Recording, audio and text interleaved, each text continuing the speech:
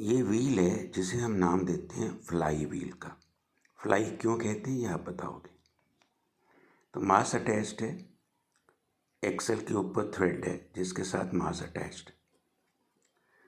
तो व्हील हो गया, एक्सल हो गया, और ये इक्वेशन है लीनियर मोशन की, S = ut + ½ at²। इसी इक्वेशन को आपने अप्लाई करना है रोटेशंस में।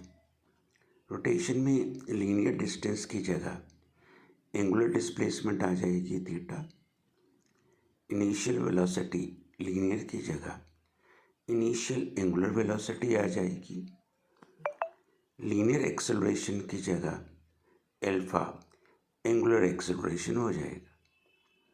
अब क्योंकि जब हम इसे स्टार्ट करते हैं तो स्टार्टिंग में मास रेस्ट में होता है, तो ω0 मतलब स्टार्टिंग एंगुलर वेलोसिटी ये 0 है, क्योंकि अभी हमने इसको रेस्ट से स्टार्ट किए।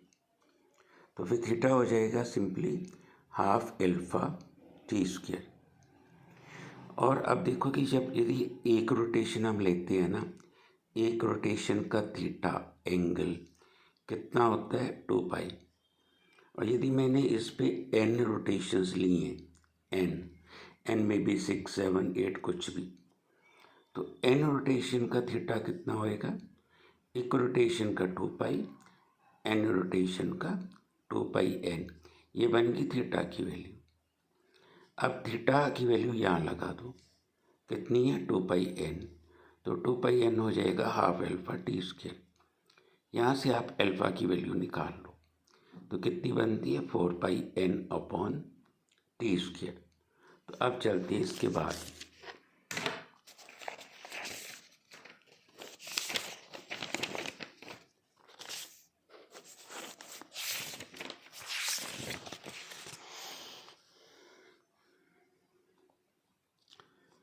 देखो ये मास अटैच्ड है, तो इसमें एक तो डाउनवर्ड फोर्स है मास की। तो डाउनवर्ड फोर्स का मतलब होता है वेट मास का, है ना, mg। और एक थ्रेड में ना टेंशन होएगी T।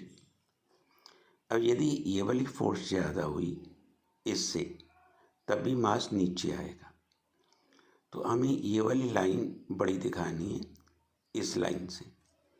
तो नेट फोर्स कितनी हो जाएगी mg - T। और नेट फोर्स किसके इक्वल होती है, net force by Newton second law, mass into acceleration. तो ma हो जाएगा mg - T, क्योंकि ये ऑपोजिट में है ना, तभी माइनस कर रहे हैं हम।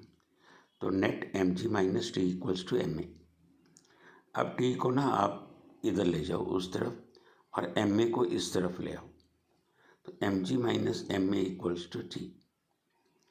और T ये वाला T = T mean the force, tension. Force हो जाएगी mg - A। तो torque is radius into force. तो हमें टॉर्क चाहिए इस टेंशन का, इस फोर्स का। तो इस फोर्स का टॉर्क हो जाएगा radius of the axle into T। अब T की ये वैल्यू यहाँ लगा दो, तो ये हो जाएगा Rmg - A। अब जो एक्सेलरेशन है ना इस मास की, ये बहुत कम होती है, ठीक है। तो यह हम ये भी कह सकते हैं कि जो मास हमने अटैच किया है ये बहुत स्मॉल है एज़ कंपेयर टू जो मास व्हील का है।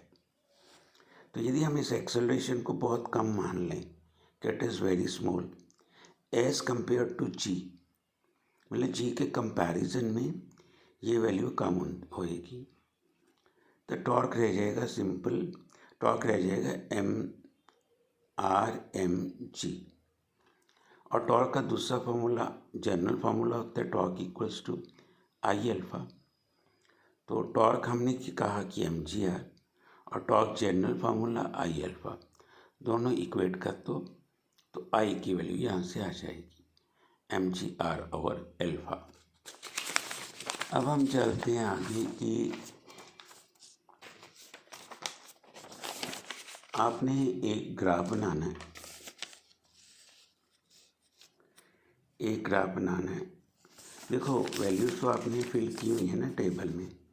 तो टेबल में आपने जब मास अटैच किया था लाइक 150 ग्राम, तो आपने टाइम लिया था कुछ भी, है ना। एक बार एक्सपेरिमेंट किया, उसी का ही दूसरी बार किया, तीसरी बार किया, सेम मास से, एक ही मास से 3 बार टाइम, और उसका फिर मीन ले लिया। यदि आपने एक ही बार किया है तो फिर मीन लेने की ज़रूरत नहीं है, वो तो वही चलेगा। फिर यहाँ से आप अल्फा फाइंड करोगे और टॉर्क फाइंड करोगे फॉर्मूला लगा के, है ना। तो फिर बनाना तुसी ग्राफ।